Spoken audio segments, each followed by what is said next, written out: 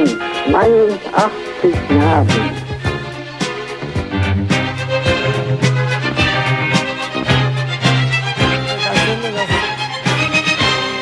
Hola, se comió la interpretación de los sueños, lo fundamental, la vía regia de acceso al inconsciente. ¿Cómo les va? ¿Qué dicen? Hoy estamos con Rudy y este libro, su último libro, tiene muchos libros, Vida y Milagros, de Sigmund Freud. Es un gran humorista y creo que debe haber sido un excelente psicoanalista, escritor, humorista nacional e internacional. Muchos lo conocen y los que no lo conocen lo van a conocer hoy.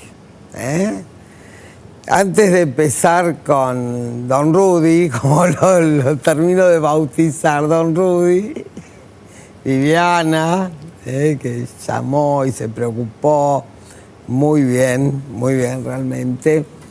Quiero decirles que antes de hacer... Se habla mucho de violencia de género. Sí, es cierto, la violencia de género está en el pico, pero no se habla de una violencia cotidiana, que es hacer un trámite, o los bancos que se ayornan, se modernizan al servicio de gastar un poco menos de papel, porque se gastan fortunas en el edificio, en poner dos señoritas que te dicen amor y son con una capacitación intelectual baja, que no entienden que se le agolpa a la gente porque hay un cambio y no te avisan. Ahora, si debes algo, te llaman 18 veces por teléfono. No sé si todas las sucursales son tan malas. Hacer un trámite en la sucursal de Santa Fe y Scalabrini Ortiz, que es la 196, realmente lo quiero decir al aire, es un estrés, es un trauma, ya descrito por Freud en 1895 y que todavía no se tiene en cuenta. El maltrato, eso es una violencia cotidiana. No nos pasa solo a nosotros, sino le pasa a todo, por lo menos en Buenos Aires. Cuando te tratan bien te sorprendes. Y lo que tendría que ser todos los días de nuestras vidas. Hacer un trámite, ayornarlo, modernizarlo, tendría que ser facilitador de la vida cotidiana. Y poder cada uno dedicarse a lo que realmente hace y hacerlo muy bien. Hoy tenemos esta persona conocida por mí desde la APA. Cuando yo dirigía Amigos de APA, lo invitamos. Un hombre muy inteligente, que publicó este libro que al principio yo, que soy bastante devota de Freud, me molestó tomarlo con humor. Pero a lo largo del libro uno ve el conocimiento y el respeto que tiene este escritor por Sigmund Freud, que realmente es el padre del psicoanálisis y que, como yo les decía a Rudy y a Viviana, es como un cuadro de Picasso. Lo lees 100 veces y lo escuchás diferente.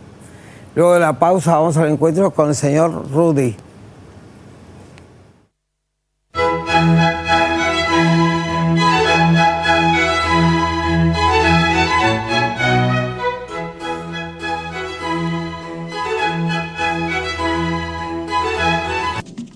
En el centro del país, el centro de las tendencias. Todas las tendencias, toda la diversión. Patio Olmos Shopping. Prepárate para disfrutar una experiencia única. Patio Olmos Shopping. Córdoba, Argentina. En el centro están tus compras. City Mall. Búscanos en Facebook /City Mall Córdoba. City Mall. Rivadavia, Casi Olmos.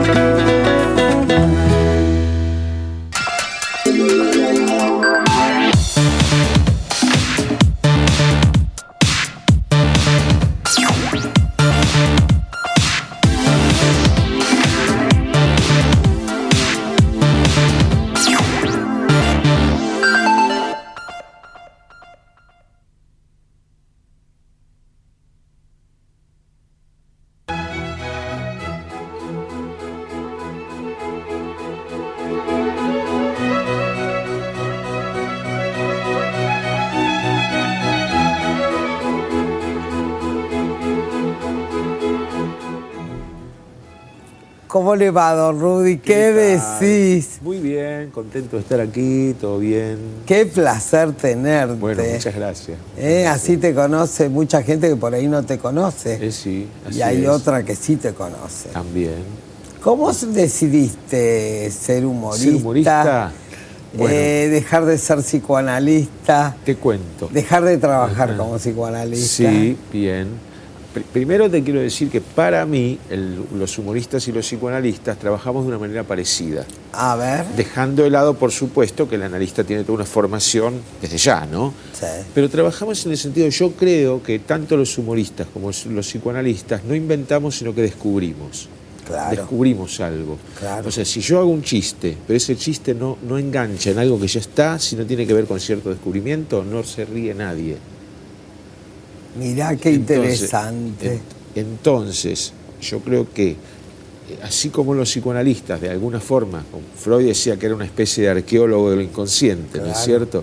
Bueno, nosotros somos unas especies de arqueólogo de la noticia, arqueólogo Pero tampoco del es per vía di porre, es per vía di elevar el humor también. Exactamente. Claro. Exactamente. Porque te acordás que él decía lo de la piedra, decía que la escultura estaba adentro de la piedra. Exactamente. Que había que sacar para descubrir lo que estaba dentro de la piedra, que era la escultura, ¿no? Y que el escultor, o sea, no era la piedra, sino el escultor el que sabía que quitándole algo a esa piedra aparecía la escultura.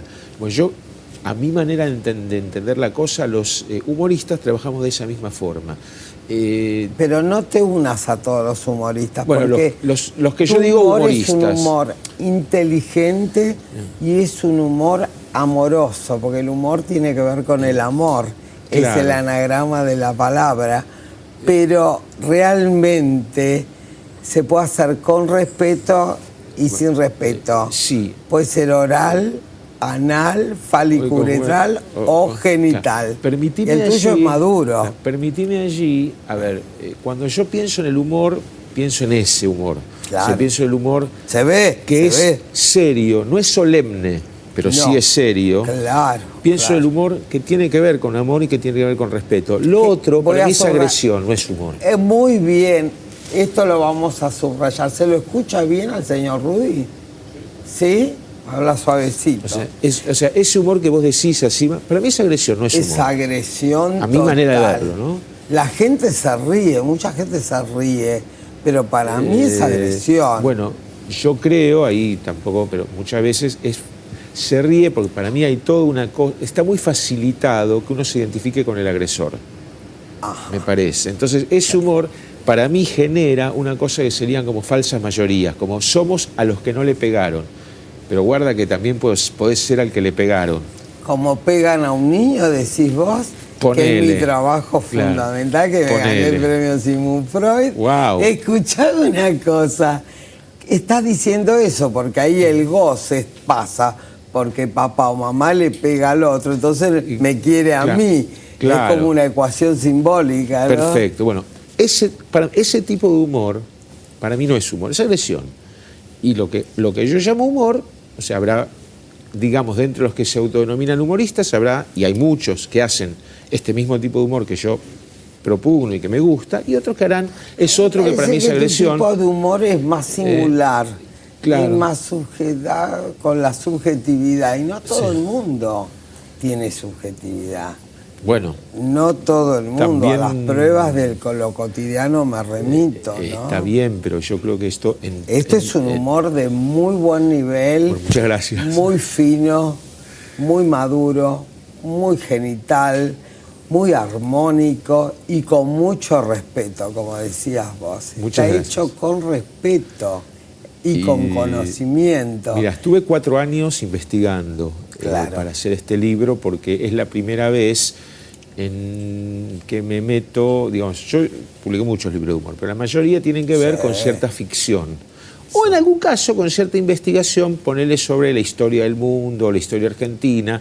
Pero con la historia del mundo, la historia argentina, uno está en contacto porque, bueno, porque es el mundo en el que uno vive, el país en el que uno vive. Entonces, porque desde la primaria estudiaste historia, en la secundaria estudiaste historia. Sí. A mí, como siempre me gustó historia, siempre seguí leyendo cosas de historia. ¿En serio? Sí, la historia es Yo un tuve tema que 5 me años en la que me secundaria, gusta la mucho. misma historia y no me acuerdo de No te nada. acuerdas de nada. Bueno, Porque cada vez cambiaban los planes de estudio, entonces teníamos la misma historia. mirá. No me acuerdo de nada. Bueno, a mí, que Y a soy, vos te historia gusta es la una materia que historia, sí, así claro. como detesté siempre la geografía, me gustó siempre mucho la historia. Cosa que, qué sé yo. Pero esto era hacer algo humorístico sobre alguien de verdad. Pesado Sobre biografía, como- claro, pesado, pero ¿sabes qué? Su genio. Pesado, pero... ¿Lo toman? Si yo te tengo que definir a Freud en 3 palabras, Sí. te diría que Freud era un gran preguntador. Sí. Y es desde- un poco más que eso. Mucho más que eso. Oh. Pero yo Oh. pero fíjate, yo te preguntaría a vos, ¿cuánto de todo eso que logró Freud no lo logró o lo logró a través de las preguntas que se hizo? Sí, pero el tipo, vos Después pensás fue mucho que más allá. descubre todo el tema del complejo de Edipo en un sueño de su autoanálisis. Y pero se habrá preguntado La algo. cultura que tenía Freud Desde ya. le permitió tomar el Edipo Rey de Sófocles y aplicarlo al sueño. Sí, Un genio realmente, absolutamente. todos los días diferente. Yo creo. Como no sé, Gardel, canta cada vez mejor. Freud cada día interpreta mejor. Bueno, vos sabés Lo que que. decía Lacan, le decía a sus seguidores, ustedes hagan lo que quieran, yo voy a seguir siendo freudiano. Mirá, vos sabés que vos mencionaste el tango, y para mí el tango tiene mucho que ver con el psicoanálisis, tan así que algún día yo, escuchando Cuesta Abajo, por ejemplo, yo dije, esto es Edipo, mirá, si arrastré por este mundo la vergüenza de haber sido y el dolor de ya no ser. O mirá si no tiene que ver otra cosa edípica, me parecía en Cafetín de Buenos Aires, como algo edípico hacia la madre, cuando el tipo decía de chiquilín la miraba de afuera como esas cosas que nunca se alcanzan. Ay, qué belleza. O sea, digamos, el tango pero para mí los eso que poetas tiene que ver del con tango eso. son Y bueno, una joya. Mi favorito sí. es Celedonio Flores. Ah, bueno. Me encanta el tango, me encanta la poesía del tango. yo, a ver, Mansi, Discépolo, Y sí. Celedonio Flores también, Sí. hay como unos cuantos Qué maravilla. que me parecen maravillosos. Y el tango, bueno, es un fenómeno también, para mí, que también está vinculado, digamos, no es casual que en Buenos Aires haya tango y haya psicoanálisis. ¿no? A mí me parece Toda que la algo- literatura, la poética está vinculado al psicoanálisis. Todo. ¿De dónde surge? ¿De la filosofía, la literatura, la mitología? ¿Dónde surge el psicoanálisis? ¿Dónde lo saca? Pero después se diferencia, se independiza. Sí, claro. Creo que eso es lo fantástico. Por eso creo que los filósofos no pueden hacer psicoanálisis como están haciendo en París, porque el filósofo es filósofo, no es psicoanalista. Que Freud haya brevado en la filosofía para poder escribir, que conozca a todos los grandes filósofos de la época. El psicoanálisis para mí es una metodología científica con una técnica fundamental sí. para el develamiento del inconsciente. Es fundamental. Y fíjate que esto que por lo que yo entiendo es lo mismo que decía Freud, digamos, ¿no? Claro, O sea, que hablaba, inclusive, ahora yo por lo que estuve así investigando, Freud tuvo toda una lucha respecto a esto que vos estás diciendo, ¿no? Como que uno de sus así anhelos era ser reconocido en un nivel científico. Por supuesto Claro. que lo logró y mucho, pero con mucha lucha, con mucho... No era fácil. ¿Vos viste la película con Jung? La de que salió hace poco, ¿cómo se llama? Un método... Muy peligroso. Un método peligroso. Sí, la vi. Bueno, ahí Jung le dice a Freud, doctor, profesor, no puede aminorar un poco que todos los fenómenos sean psicosexuales, hágalo como más liviano para que sea más digerible por nuestros colegas. Y el viejo, viste que era cabezón, dice, no, porque si no desnaturalizo la esencia del psicoanálisis. Aparte, Jung era neutral porque era suizo, entonces... Y vos en tu vida cotidiana tenés este humor también, ¿o no? Y no todo el tiempo, pero No sí, todo el trato. tiempo. Y mirá, yo te voy a decir algo. A mí me hace bien cuando lo tengo. Cuando lo logro tenerlo, me hace bien. Me ayuda Sí. con mis fantasmas y mis vidas y mis angustias cotidianas. El humor me ayuda muchísimo. ¿Lo consigo? A veces sí, a veces no. ¿Sería una especie de sublimación? Y pongámosle que sí. ¿Sí? ¿No? Mira, tengo sesión a la tarde, le pregunto. Y si el otro te festeja, ¿vos Es te buenísimo. hace más feliz? Sí, ¿Redunda en el pero humor? por supuesto que sí. A ver, yo creo que parte casi diría esencial del humor, el humor es con otro. Quiero decir, el humor es con alguien que te escucha, aunque ese alguien seas a veces vos mismo. Viste como Freud, que para mí, ¿no? Se pasó toda la vida buscando Sí. y encontrando interlocutores. Sí. Incluso en algunos libros de los últimos años se hace el mismo de interlocutor, tipo el malestar en la cultura, dice usted se preguntará tal cosa, yo le contestaré, hace un juego. Uno necesita el Absolutamente, intercambio. absolutamente. Bueno, el humor también. Bueno. El humor es absoluta esa necesidad. O sea, si no hay quien se ría de eso, aunque sea vos mismo, pero si no hay nadie, no existe, no hay. O sea, hay un otro necesariamente, que podés empezar siendo vos mismo ese otro. Pero necesitas escuchar primero ese clic tuyo, ¿no? O sea, donde, acá encontré algo. Ahora, ¿sabés? Hay un analista en la APA que dice chistes todo el tiempo. Ajá. No es lo mismo que el humor. No, es algo que yo respeto Freud mucho, pero es otra lo cosa. diferencia, lo cómico, el chiste, Claro. ¿no? Que el chiste es El una humor cosa, el chiste como nosotros lo compulsivo conocemos. es insoportable. Bueno, eso es otra cosa. No, está bien, pero hay chistes buenísimos. Te reís, Otros pero que te reís. la mandíbula... Pero digo, el contador de chistes, en general, el lado artístico del contador de chistes tiene más que ver con cómo lo cuenta que con qué lo cuenta. Quiero decir, el contador de chistes en general lo que toma son chistes populares, si querés, y los cuenta a su manera. Pero hay chistes populares que para mí son verdaderas interpretaciones. Si querés te cuento uno muy breve. Dale. Que es un chiste cordobés. Ay, Que vos- ¿por qué los cordobeses? Y porque son geniales. Todos Porque cuentan chistes, no sé si pero todos vas son a Córdoba, geniales. todo el mundo Pero te cuenta mira chistes. este chiste A ver. y decime vos si no es una interpretación. Dale. Un tipo tiene que viajar de Buenos Aires a Córdoba, sale tarde, pierde el micro, entonces agarra el celular y manda un mensajito que dice: perdí el micro, salgo mañana a la misma hora. Y le contestan: no salgáis a la misma hora que lo va a volver a perder. Por lo menos un señalamiento. Una compulsión a la reflexión. Claro, pero el otro... Que ya la percibió. El Claro. El otro le pone: salgo mañana a la misma hora. Bueno, y fíjate cómo el chiste, el síntoma, lo que sea, no estaba en el segundo, estaba en el primero. Cuando le dice salgo mañana a la misma hora, ahí está. El Vos otro lo que hizo fue hablaste descubrirlo. de síntoma. Si fuera un síntoma, ¿no? Si fuera un síntoma. Claro. ¿No? El chiste compulsivo para mí es un síntoma. Y también, bueno. Que evita el encuentro profundo con el otro. Porque te reí, bueno, basta, ya quiero hablar en serio de algo. Pero... Otra cosa me parece que es el humor. Sí. Porque aparte yo te preguntaba en el backstage, ¿cuál es tu verdadero apellido? Es un apellido ruso. Rudaev, sí, es un Claro, apellido y yo también. típico apellido ruso. Y en general los rusos somos trágicos, ¿no? Dostoyevsky.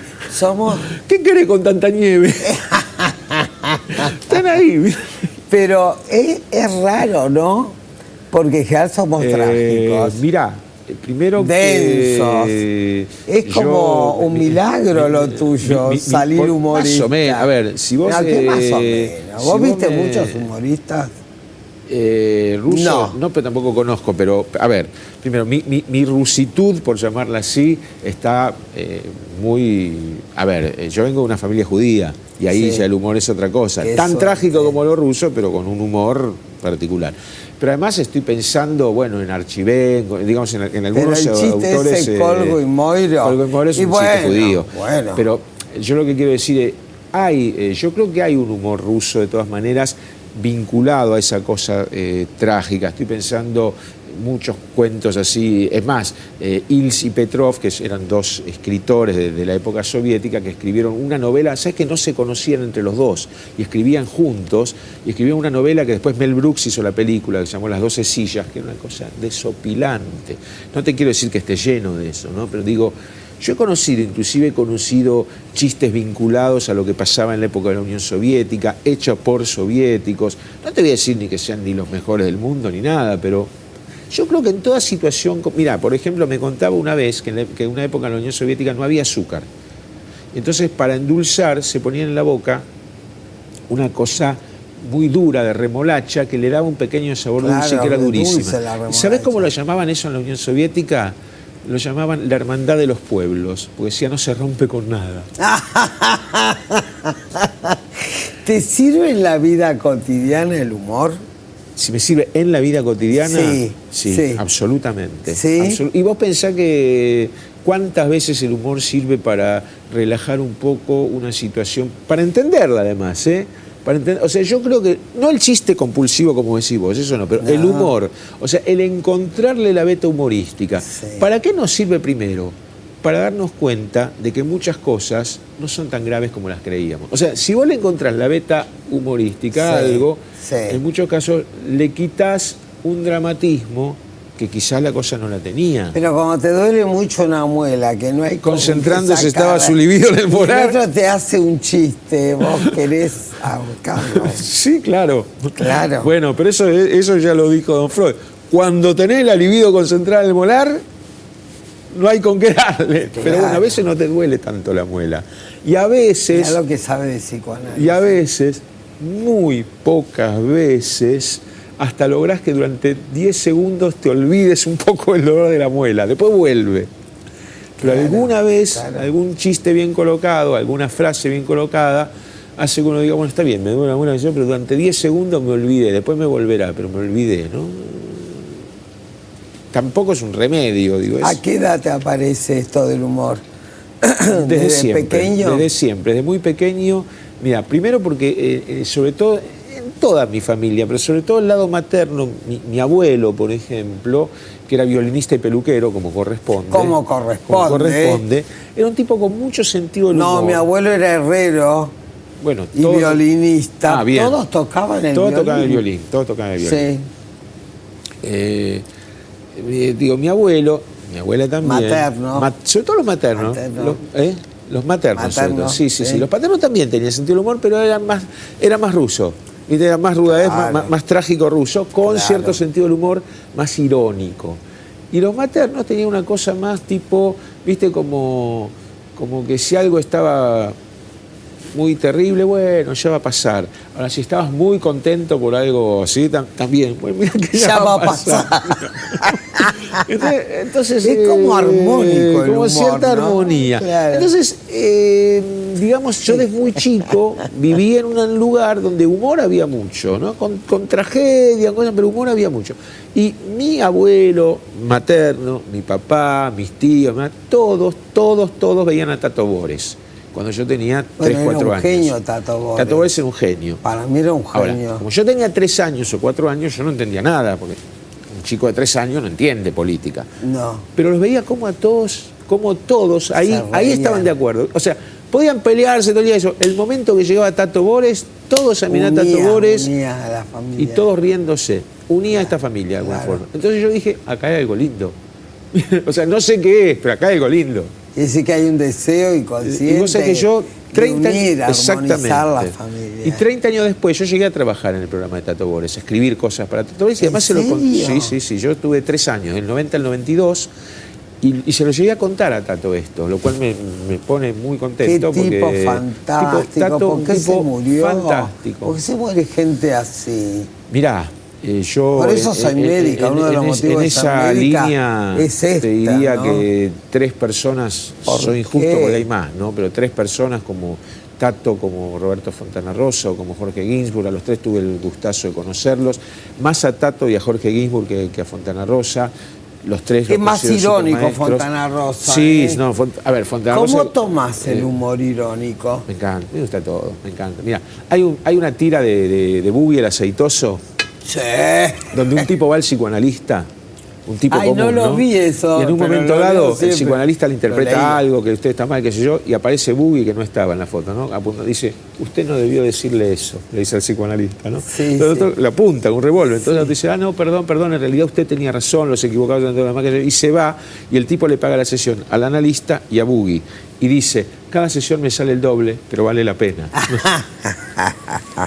Tenía un nivel de ironía. A ver, yo a Fontana Rosa lo considero como uno de los súper grandes maestros que he tenido, no porque realmente Fontana Rosa haya venido a mi casa a darme clases, ni yo a la de él, ni mucho menos, sino a través de su obra, ¿no? Claro. O sea, a través de todo lo que es esa obra de Fontana Rosa, de cómo Yo fui Fontana a Rosa- Rosario para ver el bar del... El Cairo. Claro. Claro. Pero, Humildemente. Humildemente. Sí. Pero además, a ver, esta manera de entender, esta manera de mezclar códigos, esta manera de descubrir, esta manera que tenía Fontana Rosa, bueno, yo la verdad es que siento que es una de las personas que más me ha enseñado, de la que más he intentado aprender para ser humorista. Una de las personas que hizo que me den ganas de ser humorista, ya que venía a tu pregunta. En realidad, como esto te lo voy a responder, porque me lo habías preguntado, no quiero... Sí, no, está mirá, bien. yo de chico no sabía que alguien podía vivir de hacer el humor, ni me imaginaba, qué sé yo, que la gente era médico, abogado, ingeniero, albañil, músico, lo que era, pero humorista no.